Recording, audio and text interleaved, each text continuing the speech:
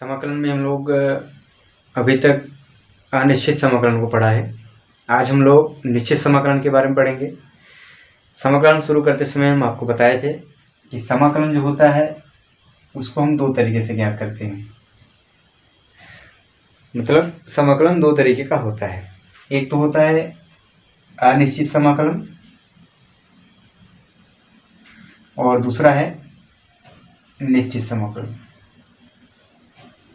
अनिश्चित में क्या होता है कि जो आप समाकलन ज्ञात करते हैं उसका मान निश्चित नहीं होता है, लेकिन जो निश्चित समाकलन हम पढ़ेंगे आज, इसमें जो समाकलन हम ज्ञात करेंगे उसका मान क्या होता है, निश्चित होता है।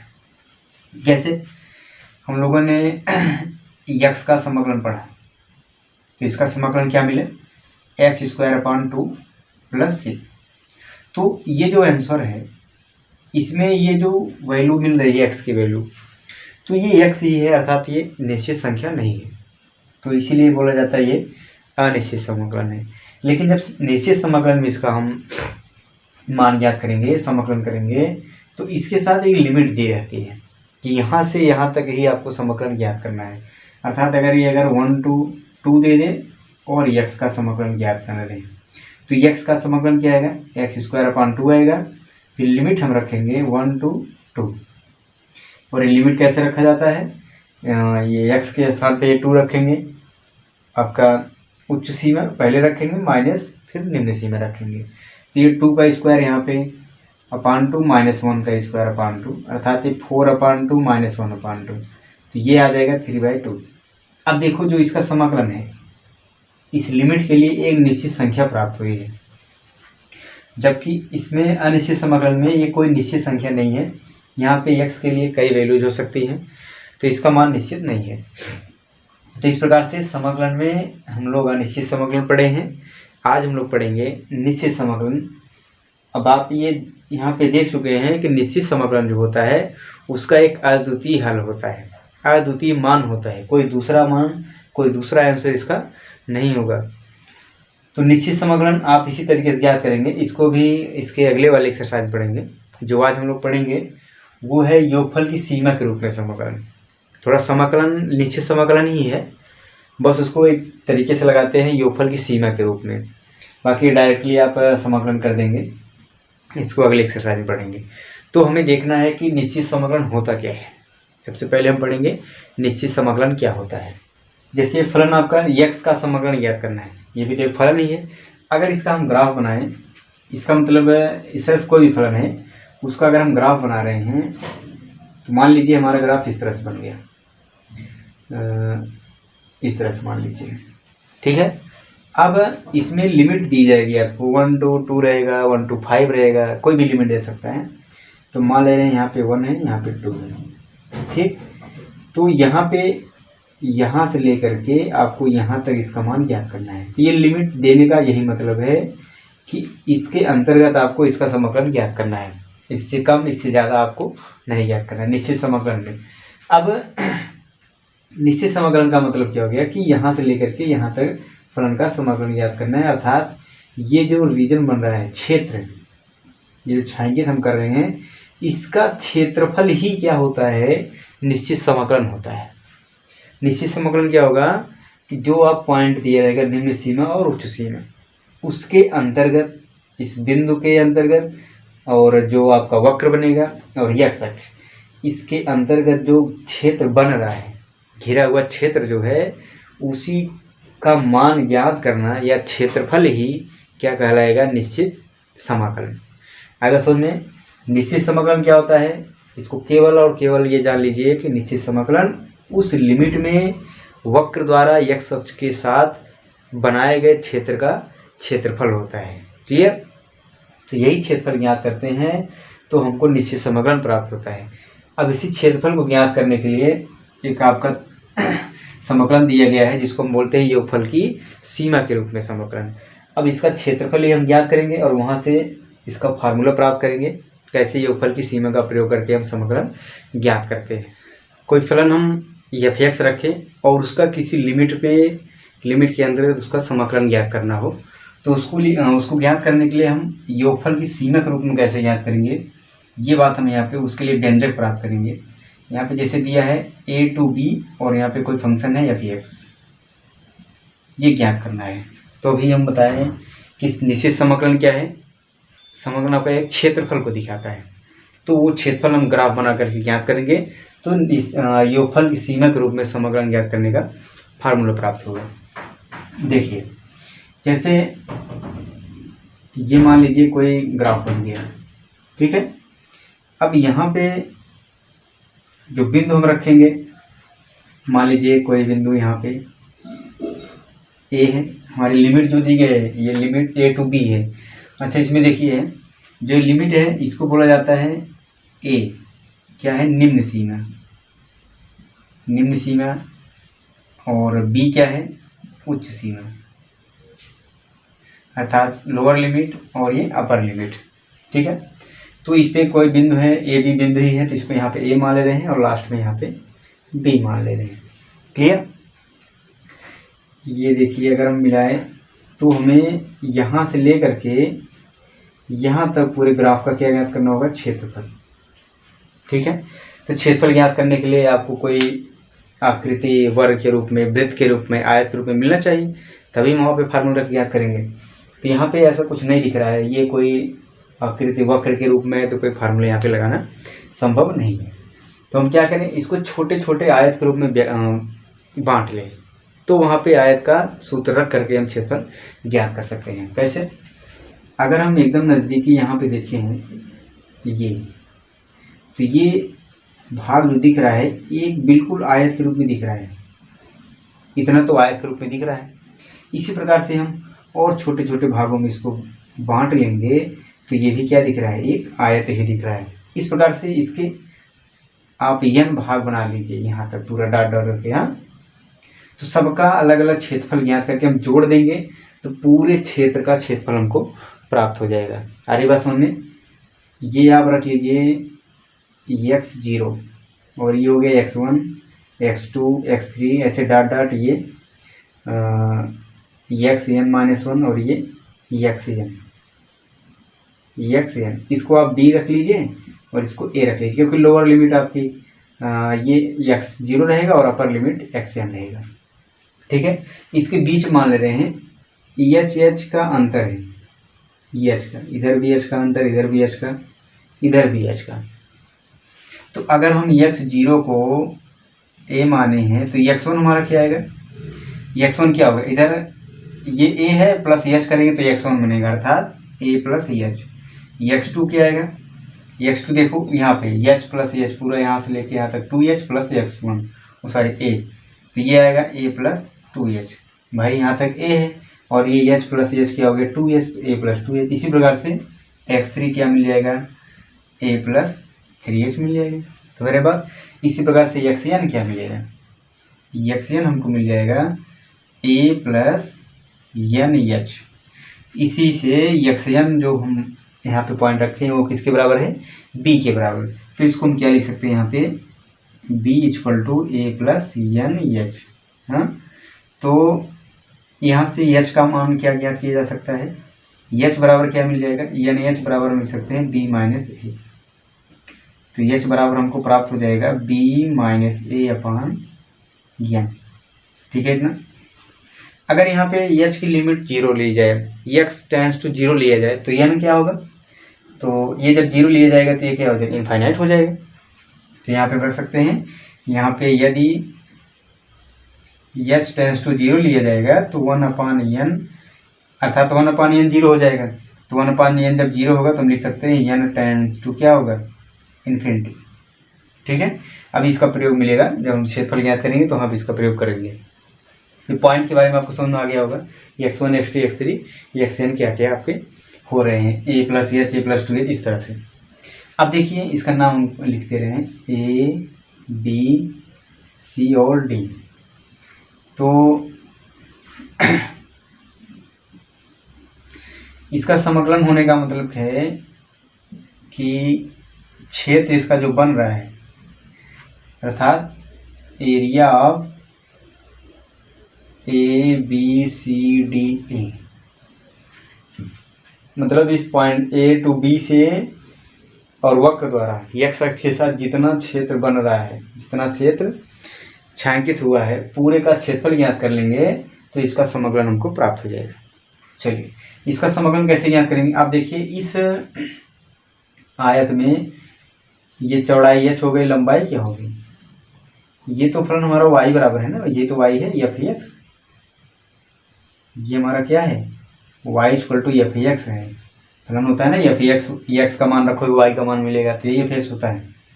तो इस आकृति के लिए, इस आयत के लिए ये ऊंचाई हमारी क्या है एफ एक्स अर्थात एफ ए, और चौड़ाई कितनी है एच, तो हम लिख सकते हैं एच इंटू एफ ए प्लस। अब इस आयत में आइए, इसके लिए आप x1 का प्रयोग करेंगे, ठीक है, x1 का, क्योंकि यहाँ तक तो आपका क्या है ऊंचाई a ही है, x0 है, फिर यहाँ तक इसकी ऊंचाई लिया जाएगा तो x0 लिया जाएगा, तो ये क्या होगा चौड़ाई h हो गई और लंबाई एफ ए प्लस एच हो जाएगा। x1 क्या है a प्लस एच है। इसी प्रकार से s2 में आएंगे, इस आयत में आएंगे तो क्या होगा चौड़ाई इंटू लंबाई क्या होगा एफ ए प्लस 2h होगा। इस प्रकार से लास्ट में आप कहाँ तक पहुँचेंगे इस क्षेत्र में, तो आप ये देखेंगे आपका ऊंचाई चौड़ाई h हो जाएगा और ऊंचाई यही होगा ना, ये अर्थात xn-1, अर्थात ये बनेगा h इंटू एफ ए प्लस n-1 इंटू एच, इस तरह से। अब आप सोचेंगे कि यहाँ पे n क्यों नहीं रख रहे हैं, क्योंकि इस वाले लाइन को नहीं लिया जा रहा है, आप इसको लेंगे तो इसके आगे वाले आयत का क्षेत्रफल ज्ञात कर लेंगे, इसलिए इसके पहले वाले के लिए आप ये रखेंगे। जैसे यहाँ पे ये आप एफ एक्स रखे हैं तो इस वाले आयत का क्षेत्रफल मिलेगा, इसको रखे हैं तो इसका क्षेत्रफल मिलेगा, इसी प्रकार से इसको रखेंगे तो इस आयत का क्षेत्रफल प्राप्त होगा। तो ये जो क्षेत्रफल है, ये अगर हम h का मान लिमिट h टेंस टू 0 से लें, तब जो मान मिलेगा वही हमारा क्या होगा समाकलन हो जाएगा। आई बात समझ में।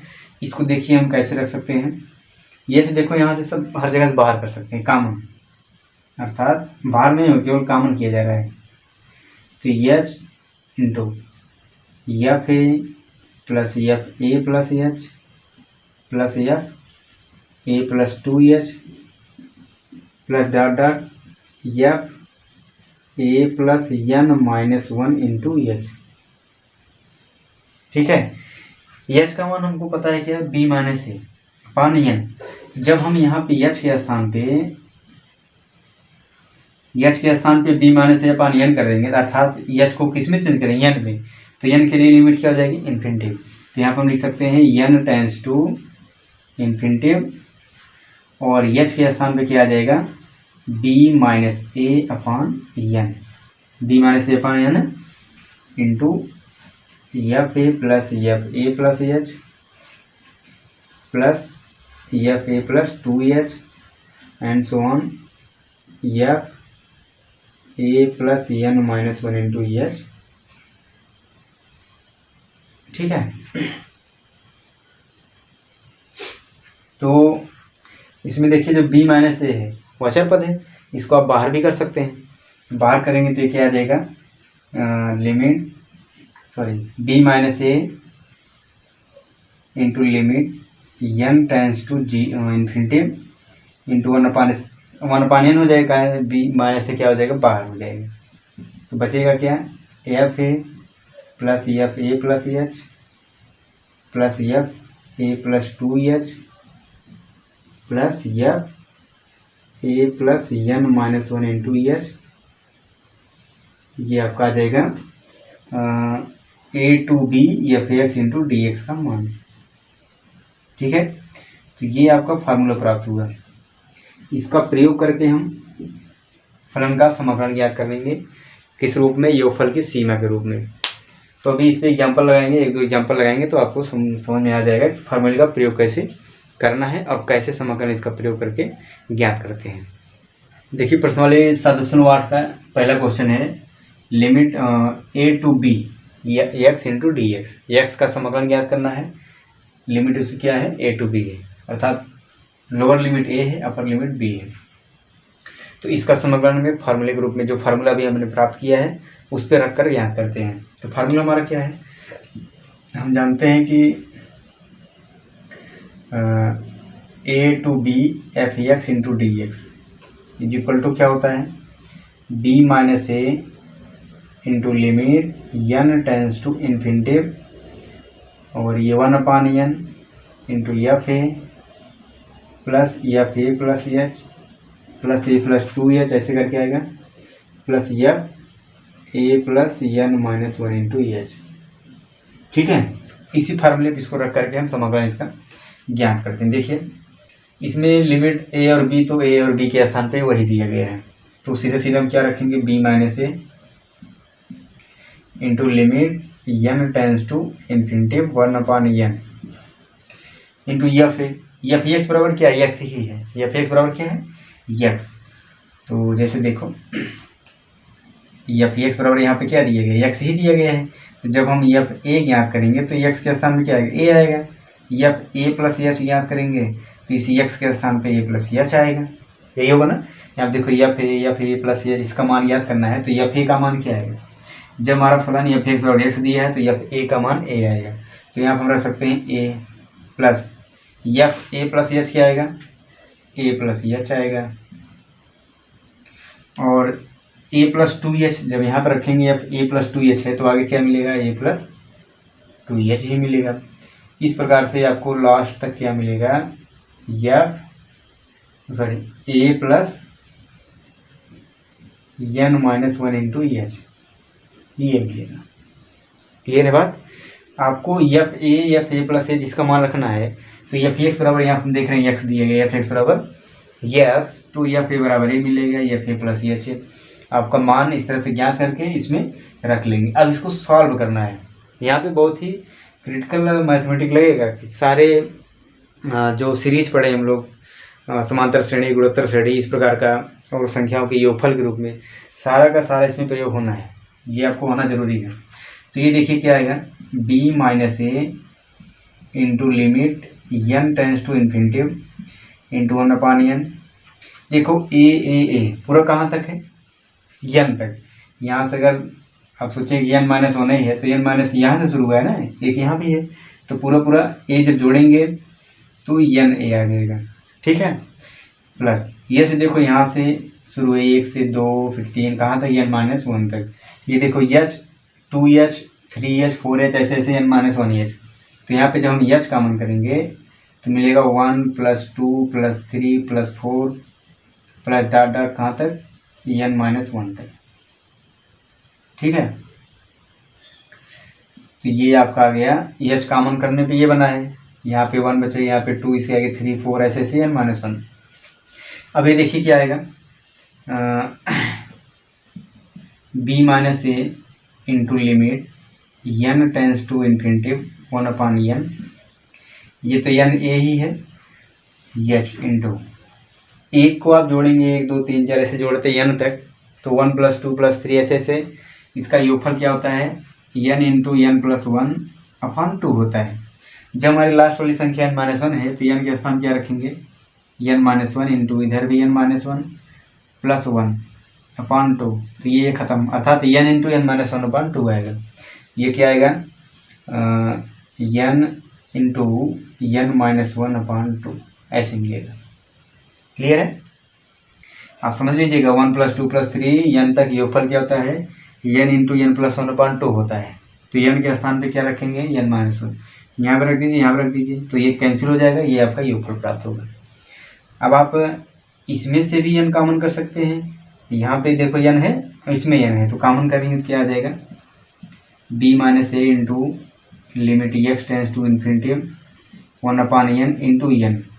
ये आएगा A plus H into N minus 1/2। देखो एन खत्म।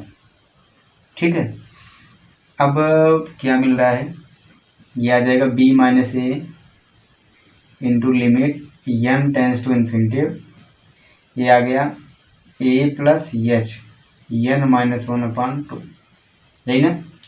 अब देखिए इसमें क्या करेंगे, एच के स्थान पे वैल्यू हम रख दिया, एक्स का मान क्या होता है, बी माइनस ए अपन एन, ये होता है ना किसके स्थान पे, एच के स्थान पे, तो एच के स्थान हम रख देंगे भाई। तो क्या हो जाएगा, इधर देखिए ये है b minus a limit n tends to infinity, इधर बचा a प्लस, इस h के आसान क्या रखेंगे b माइनस ए अपान एन इंटू है n minus one upon two, ठीक है ना इतना। अब देखो जब इसका हम अंदर गुणा करेंगे यहाँ पे तो क्या आएगा b minus A into limit n tends to infinitive into a plus, इधर इधर गुणा होगा तो n कैंसिल हो गया, बचा क्या b माइनस ए, और इसका इधर गुणा होगा तो माइनस b माइनस ए अपान एन, ये होगा अपान टू। अब लिमिट देखो रखो सीधा सीधा n टेंस टू इन्फिनिटिव, तो यहाँ पे क्या हो जाएगा, यहाँ पे इन्फिनिटिव रख देंगे तो ये आएगा b minus A into a plus b minus A upon two, ये क्या हो जाएगा जीरो, क्या हो जाएगा जब यहाँ पे इन्फिनिटिव रख देंगे अर्थात 1/0 तो गुणा होकर ये पूरा जीरो हो जाएगा।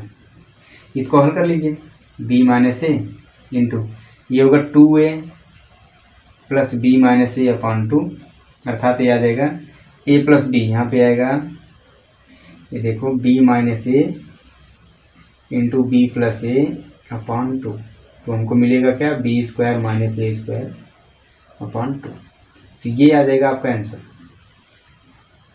आएगा समझ में। इतना बड़ा लगाने का मतलब तभी होगा जब क्वेश्चन आपको कहेगा कि योगफल की सीमा के रूप में इसका समाकलन ज्ञात कीजिए, तब आप ये फार्मूला रख के आप समाकलन करेंगे। नहीं तो डायरेक्ट आप अगर देखें तो x का समाकलन क्या आएगा, एक्स स्क्वायर अपान टू होगा, और इसकी लिमिट a टू b रख दीजिए, पहले b रखो तो b स्क्वायर अपान टू, फिर a रखो a स्क्वायर अपान टू, देखो आ गया ना b स्क्वायर माइनस ए स्क्वायर अपान टू। लेकिन जब इस तरह से आपको क्वेश्चन देगा तो एक नंबर मिलेगा, कितना नंबर मिलेगा इसके, एक नंबर। लेकिन जब इस रूप में देगा तो आपको पूरा पूरा 6 नंबर का क्वेश्चन देगा, ठीक है। तो एक ही फार्मूले पे योगफल के सीमा के रूप में समाकलन है, इसको हम लगाएंगे सारे क्वेश्चन को, आप देखिएगा एक बार, फिर नेक्स्ट वीडियो में इसके एक्सरसाइज को हम सॉल्व करते हैं।